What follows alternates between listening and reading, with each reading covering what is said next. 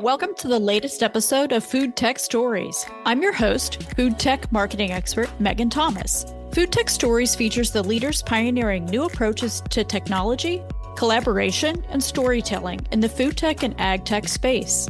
Food and agricultural changing, and fresh ideas and leadership are needed to sustainably feed the growing global population.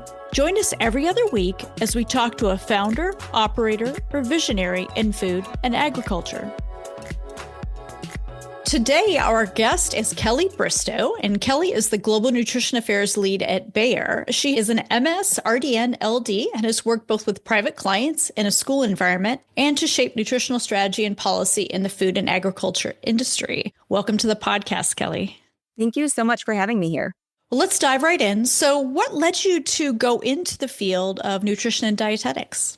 I feel like I'm one of the lucky few that knew what she wanted to do at a relatively young age. When I was in high school, I did take a few electives that got me really excited and interested in cooking and the science of food and what is the food label. During high school as well, I had some personal health reasons that really had me paying attention to what and why and how people eat. It was during high school in which I really got interested in the study of food science, and then looked at career paths that could put me in a position to help work with other people or work in the food space. And so that led me to becoming a registered dietitian. So I would date it all the way back to when I was in high school, and it's been a really fun career journey since then. Do you feel like your career has unfolded differently than you thought it would? Is the field different than you thought? If you would have asked me when I was sitting, even during my dietetic internship, that I would be working in agriculture, I would have said, you're maybe crazy. I hadn't really thought about the twists and turns that career paths can take you. It's been a really fun journey. And I've noticed that each position that I've held has kind of built and led me to the next. I've been really fortunate to be able to build on my passion and helping to make those connections to food and how people eat to the agricultural system has been a really big privilege throughout my career, finding those paths that you enjoy and love and how you can work in that way. And how did you come to work in agriculture? I was in my dietetic internship. I was working at a health fair at a local hospital. They had different vendors set up, and as an intern, we had to volunteer our time. There was an individual handing out cheese samples, nonfat cheese samples, and had asked if anyone would want to volunteer to help hand out cheese samples. And I was like, actually, I love cheese. Let's do it. And actually, that sparked a mentorship. From there, I took a couple of different career paths. I started out in counseling, so I did some outpatient counseling with patients, but always had this undertone of agriculture connecting through that. I even noticed that with outpatient counseling. From there, I was able to work with the local dairy council. So my mentorship from handing out cheese samples, saying yes to that opportunity, actually led to a job with my local dairy council. My bosses were dairy farmers. That was my first real experience in agriculture. That morphed into a career in school nutrition, where not only did I design menus for the local school, directed their wellness programs, taught classes, but also was able to get a USDA implementation grant for farm to school. I was able to bring that agriculture experience into schools, and ultimately had kind of changed into where I'm at now at Bayer. That's so interesting. It's a great example of being open to the possibilities leading to something that really changes your life. That's a great story. When I get the chance to meet listeners of the podcast, they often mention the quality of the production as one of their favorite parts of the show. That praise is due to the team that edits the show, TJG Media. Their team works with the raw audio files of each interview to enhance the quality of the sound, minimize external noise, and cut out the natural pauses that occur in conversation to create each fast-paced episode. Plus, they create engaging short-form videos to promote each episode on social media. Visit tjgmediallc.com to find out more. You touched on some of your experiences working with outpatient counseling, working in school environments. How do those experiences or other experiences you've had in your professional career impact how you approach your work in nutrition affairs for a large food and agriculture company? Yeah, I'm a firm believer in no matter what your position or your role, there's always something to take into the next role. What I found was really interesting. Well, everyone eats. And even in an outpatient counseling setting, agricultural questions were a part of a lot of the sessions. Even having a patient that was, say, diabetic, there was one in particular, we were working through managing his blood sugars better. And we were looking at a dietary recall. And he's like, I just can't figure out what's going on. And he's like, well, I'm eating organic cookies. And it was at that moment where it's like, well, there's still cookies. At that time, it was, well, what's the difference in organic versus conventional? And what is a GMO and what's happening on farm? So even more so now than ever, people are wanting to make the connection of how their food is grown, how it makes it to the plate. Being a registered dietitian and seeing that firsthand of needing that foundational background, not having grown up on a farm, of how to answer those questions. What does impact health and health outcomes? And what is that agricultural practice? And what do patients need to know? We definitely saw it there, and directing a farm to school program as well. Just a lot of questions about the food system. And so no matter what role I held, it always was there in the background. That makes total sense. And I love that organic cookie story. And I've heard similar stories from other RDs, which is interesting.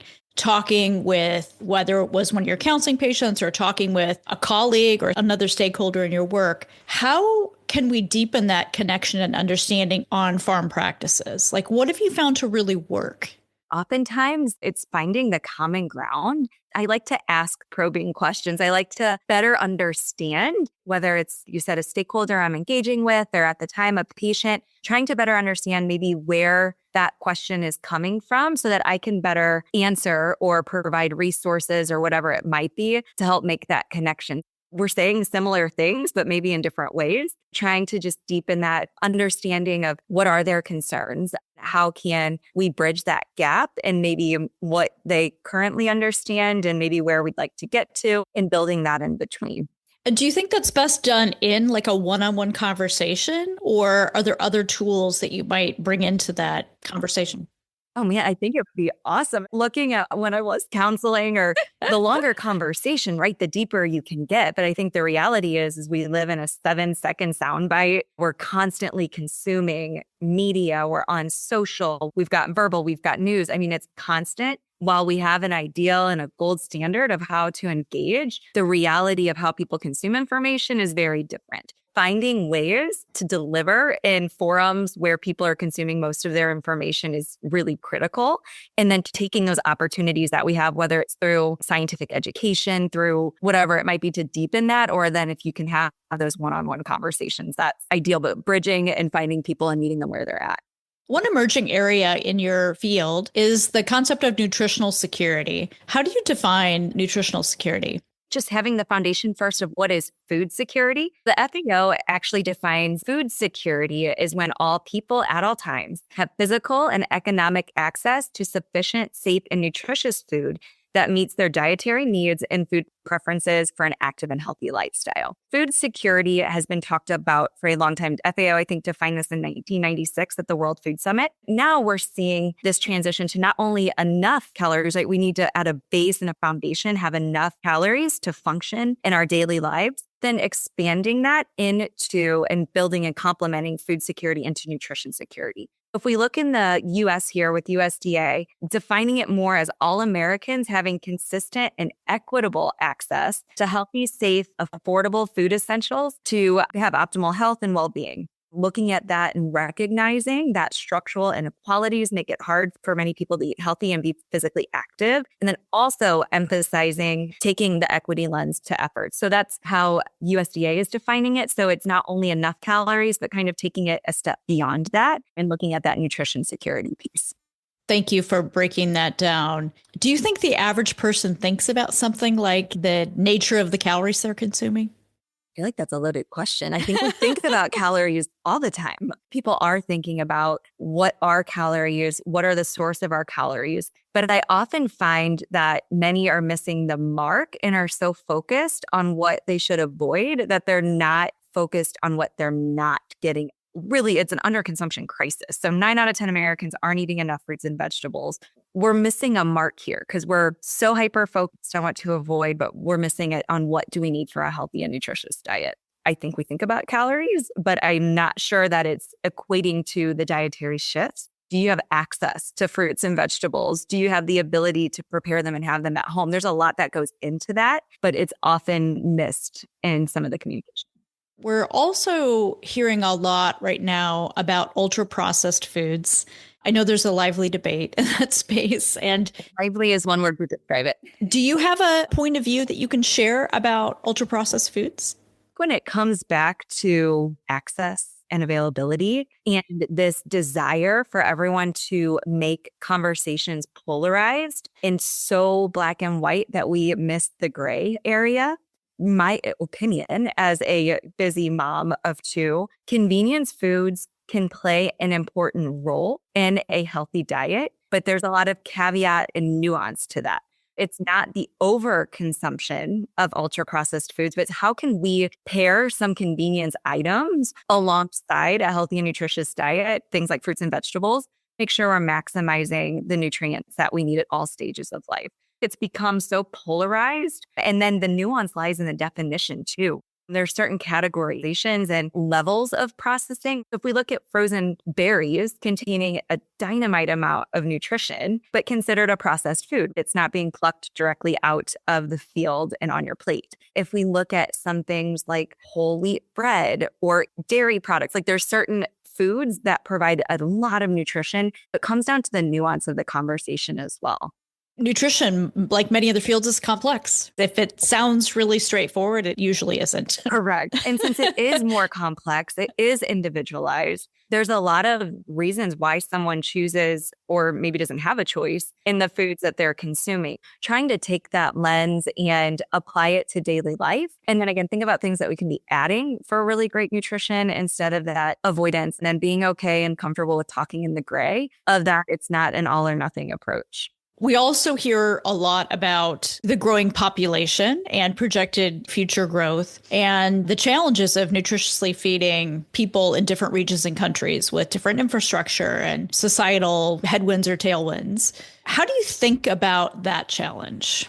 At a basic foundation, I thought it would be helpful to maybe share what the WHO identifies as malnutrition. Malnutrition refers to deficiencies, excesses, or imbalances in person's intake of energy and nutrients. The term malnutrition actually covers two broad categories: undernutrition and overweight and obesity with non-communicable diseases. We're actually seeing a double and in some cases triple burden of malnutrition, where in same communities, we're seeing undernutrition and overnutrition. So you've got that paradigm, but in certain countries and actually across the globe. Having that foundation of what are communities experiencing. So we've got this shift in certain regions as we think about agricultural innovation and what needs to happen to make sure communities that are experiencing over and undernutrition have access to the appropriate foods is something that we really need to think and have at the forefront of these conversations. Is there a country or region applying an innovative approach that's really delivering results?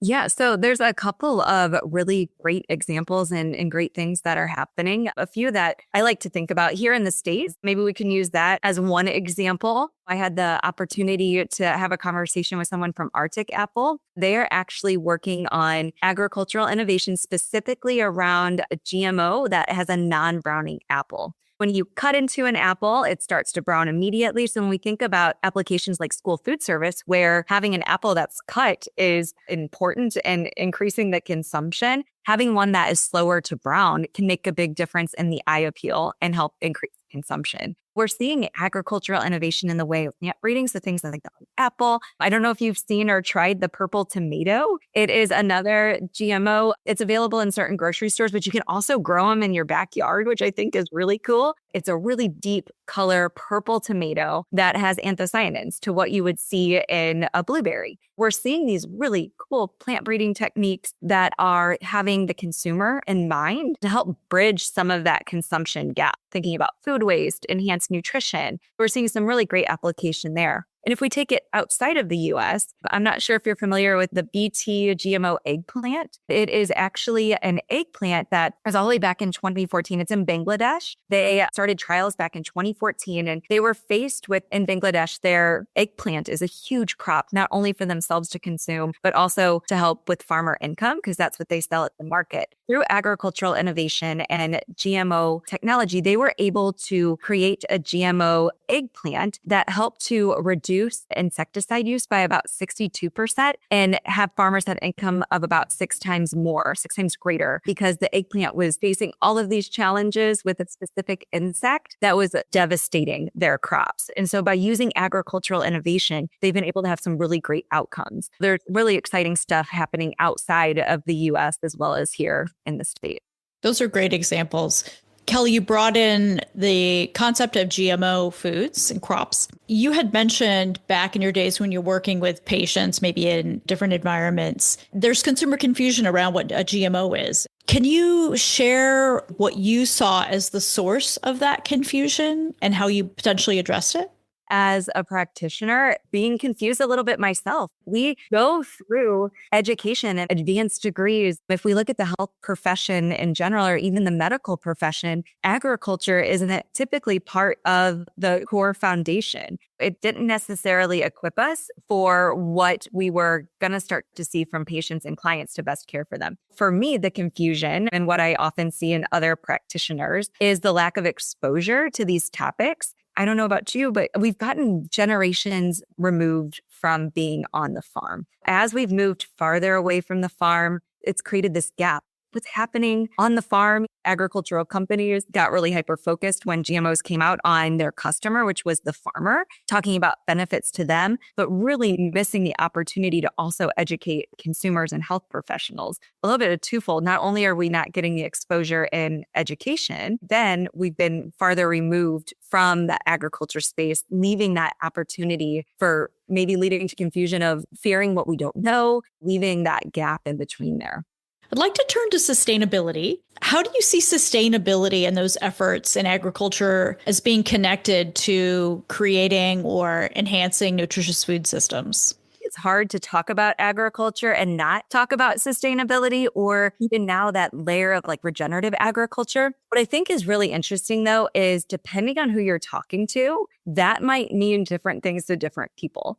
Conversations I've been able to have with farmers, sustainability obviously means taking care of their land, but it's also the sustainability of their family business. Whether a small farm or a large farm, they're thinking about how can we leave the land in better shape than we received it so the next generation of farmers can uphold our family business.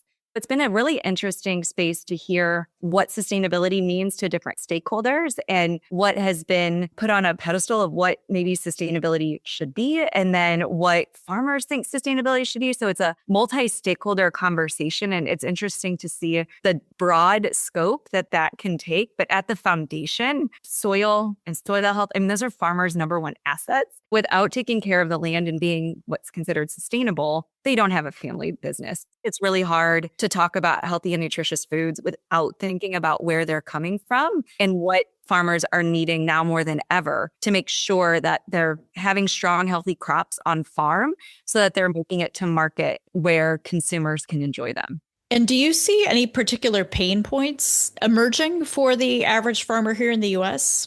Before we jumped, you and I were talking about extreme climate and weather patterns.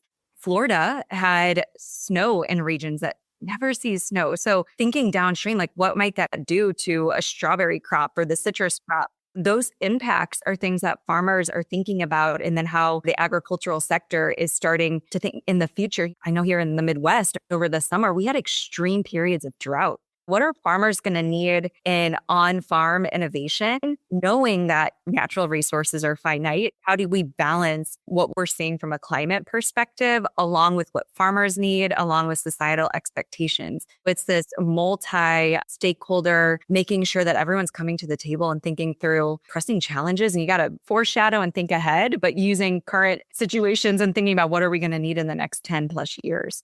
What role do you think that farmers and other producers, their experiences, their stories, what role do those play in nutrition affairs and nutrition-related messaging?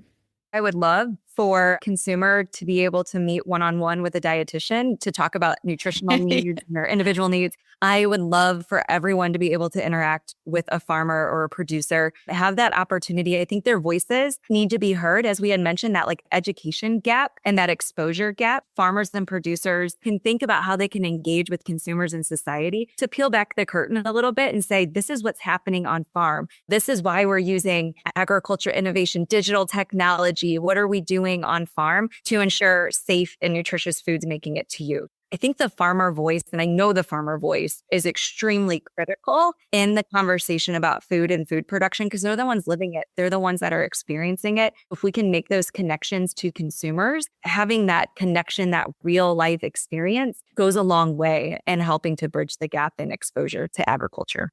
I would imagine so. Have you seen any innovative or particularly effective approaches to connecting the consumer to the farmer? We're seeing a lot of fun farmers. They're going on social media. There is some level of come with me up to harvest for a day, or you see these little clips. Like, have you ever actually seen the skill and technique that goes into harvesting lettuce?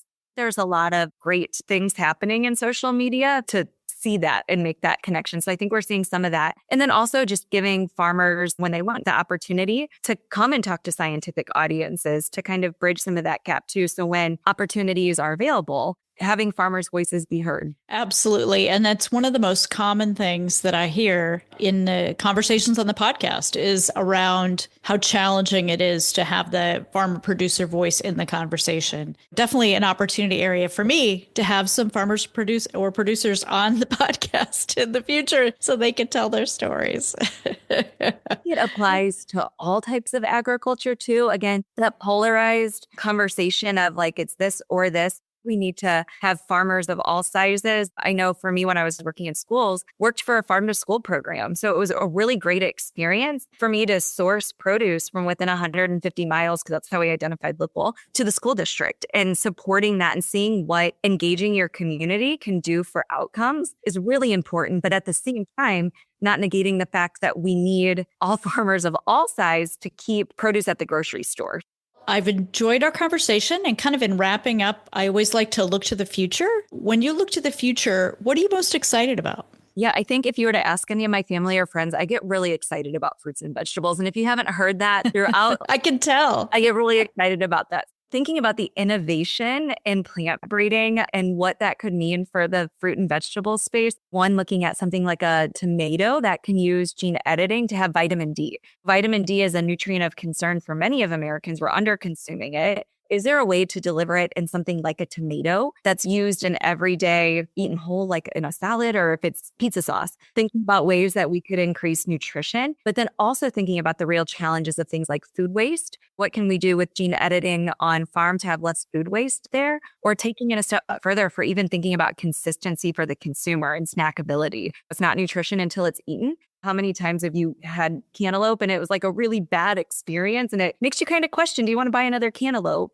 With enhanced breeding techniques, I think we can get that consistency so that you know what you're getting every time. So I get really excited about that. I also get just excited in general about helping farmers to meet the climate crisis, meet the needs that they have on farm. How can they be more regenerative and collaboration? Even thinking about things like digital agriculture, cover cropping, and soil health techniques gets me really excited too. We've spoken about gene editing and CRISPR on the podcast previously as well. What do you know in your work about what consumers think about gene editing in their food? People haven't really thought about gene editing to some degree. And I think when we can show that benefit directly to them, it seems to be a more acceptability. We could maybe do a pitless cherry so you could have that more convenient. And that light bulb of, oh, that could help fill a need that I have or something that I enjoy. It seems to be more open to the idea of what gene editing could be. I see it, maybe the acceptability go down less when it seems less tangible to them. What would that mean for sustainability of a farmer? Doesn't sometimes go as far for acceptability as what it's in it for me as the consumer. That's very consistent with what I know about from studying this space. The pitless cherry captures the imagination. Any final comments before we sign off? Go have a conversation with a farmer. Thank a farmer if you ate today. I mean, I never talked to a farmer that wasn't working so hard. Great parting message, Kelly. Thank you so much. Thank you for having me. Thanks for joining us today on the latest episode of FoodTech Stories. Be sure and subscribe to our podcast on your favorite podcast platform and keep an eye out for our bi-weekly episodes. I'm your host, Megan Thomas, founder of Ladder 17. FoodTech Stories is edited by TJG Media.